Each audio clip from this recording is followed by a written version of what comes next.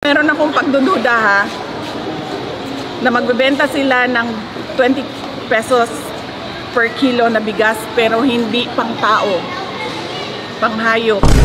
20 pesos na bigas, mabibili na. Kaso, binulgar ni BP Sara, pambubudol na naman daw yan. At hindi lang yan, yung bigas na tag 20 pesos per kilo, hindi daw pagkain pang tao, panghayop daw.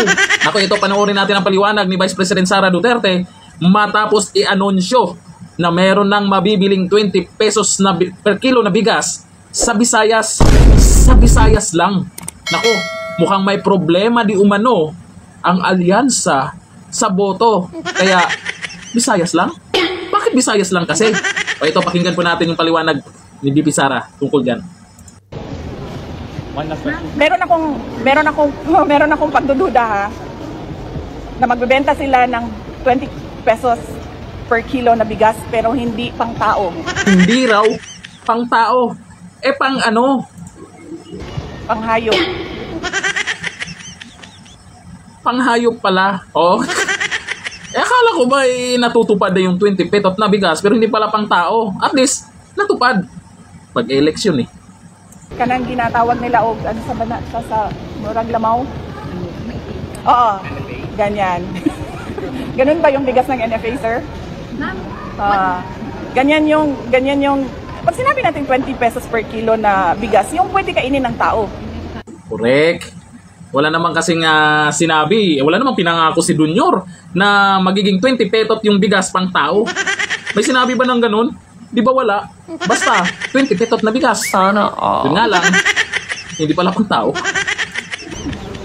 Oh, yan yun, diba? Yan yung 20 pesos per kilo na binibenta, yung pinapakain sa baboy. Hindi mga baboy hindi mga hayop ang mga Pilipino. Kapag nagbenta kayo ng 20 pesos per kilo, bibili kami lahat kasi pwede siya kainin ng tao.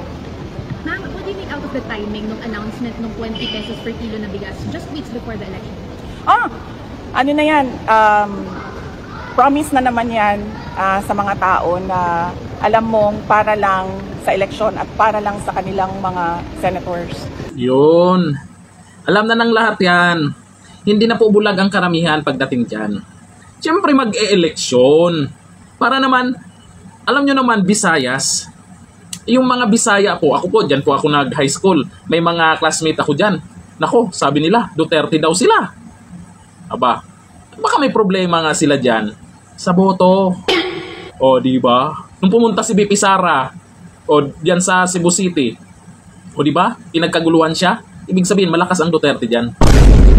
Para manalo yung kanilang alyansa kuno, na iniwanan naman din sila nung dalawa nilang kandidato dahil kakaalam ko walang direksyon yung kanilang alyansa. Ma'am, opinion yun related din po sa survey because malaki yung binagsak ng survey. And analysts are saying na they need parang a carrot to lure in again the confidence of the Philippines. Well, hindi ko alam kung anong motibo nila. Baka, yes, inaano na naman nila yung mga tao. Binubudol na naman nila yung mga tao sa 20 pesos. Budol na naman daw. Sana, dahil sa 20 petot na bigas. Pero paalala, gising na po ang karamihan ngayon. May iba dyan, baka mabudol pa. Diba? Pero karamihan ngayon, hindi na. Alam na, diskarte nila. Pang-eleksyon lang yan, malamang. Sa 20 pesos per kilo na bigas.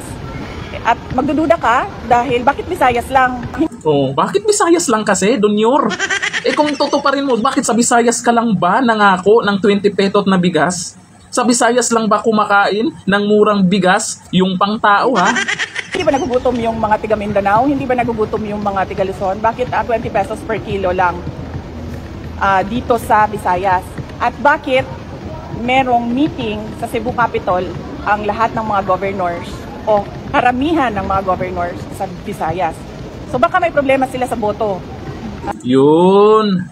Lahat ng governors nag-meeting daw. Sana, Ano kayang pinag-meetingan? Tapos, may ganito, may pa 20 petot. Alam nyo sa Visayas, maraming botante dyan. Kailangan din nila yan. Yun nga lang, sa mga Bisaya diha ha, ay huwag kayong magpa-uto-uto diha. Dito sa Visayas. Baka ma'am, i-ano na lang natin, i-reduce na lang natin doon sa mga sinasabi nila, 20 pesos per kilo na rice dito sa Visayas para namang hindi kami nagugutom doon sa Mindanao at hindi namin kailangan ng 20 pesos per kilo na rice kasi wala na silang magawa sa Mindanao, mami. Kahit anong gawin nila, hindi na talaga boboto ang kami sa mga tao na kung ano-ano lang yung pinapaasa sa mga kababayan natin. Huwag niyo iboto yung Tingog Party List kasi ang boto para sa Tingog Party List ay boto para kay Martin Romualdez. Sabi ni Congressman Asidre, puzzled daw siya na mataas pa rin yung confidence mo, malapit naman na yung impeachment trial nyo. Tapos sinasabi niya, hindi mo naman daw mapaliwanag yung paggamit ng funds. Ano po ang reaction niyo sa kanila? Unang-una, ito ba yung sa confidential funds at sa impeachment, hindi naman sa hindi ko siya maipaliwanag. Ang ginagawa ko ay hindi talaga ako nagpapaliwanag, lalong-lalo na sa mga members of the House of Representatives. Dahil, bigyan ko kayo ng example, no? Ang may-ari ng Tingog Party List ay si Martin Romualdez. Sinabi niya yan sa akin noon na siya ang may-ari ng Tingog Party List.